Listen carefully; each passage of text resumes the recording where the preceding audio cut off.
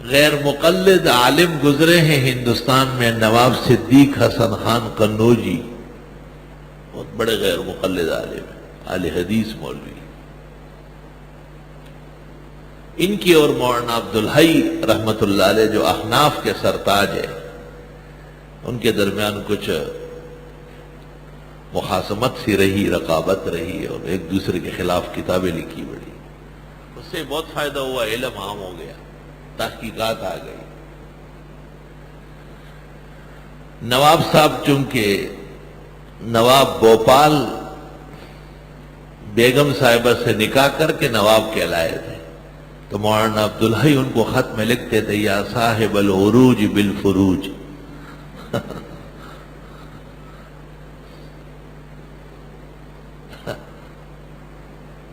یا صاحب العروج بالفروج۔ نواب صاحب نے خود اپنی کتاب میں الریاض المرتاض کے حواشی میں لکھا ہے کہ چونکہ بیگم صاحبہ کی وجہ سے میں نواب کہلایا ہوں، مولانا مجھے ایسا لکھتے ہیں، اس کی تشریح کی۔ نواب صاحب چونکہ واقعی نواب صاحب تھے تو کبھی نماز ویسے پڑھ لیتے تھے اور کبھی سر ڈھک لیتے تھے،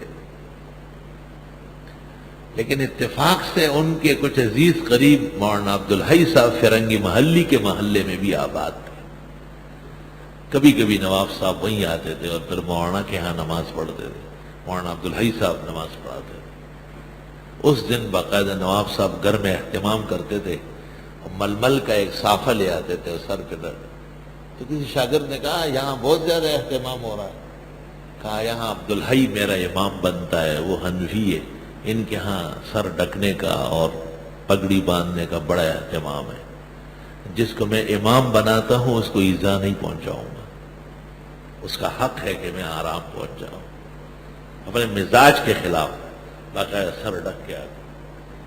ہمارے زمانے کے غیر مقلد جو ہمیں دیکھ لیتے تو ٹوپی دور پھینک لیتے، تو میں نے ایک کو پکڑا، میں نے کہا یہ کیوں؟ کہا آپ کی وجہ سے۔ میں نے کہا میں نے کیا کیا آپ کا؟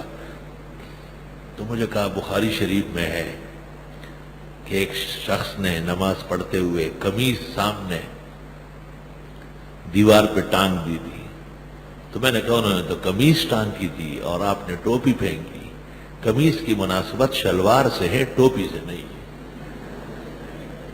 اگر آپ بخاری کی حدیث پر واقعی عمل کرتے اور سچ مجھ سے مقابل ہوتے تو غیرت پوری کرتے، الغیرت من الایمان، کرتا و شلوار کہتے، کوئی کرتا و ٹوپی نہیں کہتے۔ تو میں نے کہا کرتا و شلوار، انہوں نے قمیص رکھی تھی تو آپ نیچے والا کپڑا اتار کے رکھ دیں۔ سوئی فہم، عدم تدبر، اس میں مبتلا ہو گئے۔ تو میں نے ایک دن ان کی موجودگی میں مولانا عبدالحی اور نواب صاحب کا قصہ سنایا۔ میں نے کہا وہ علماء تھے، علماء میں رعایت بہت زیادہ ہوتی ہے، ایک دوسرے کا لحاظ ضروری ہے، بہت زیادہ۔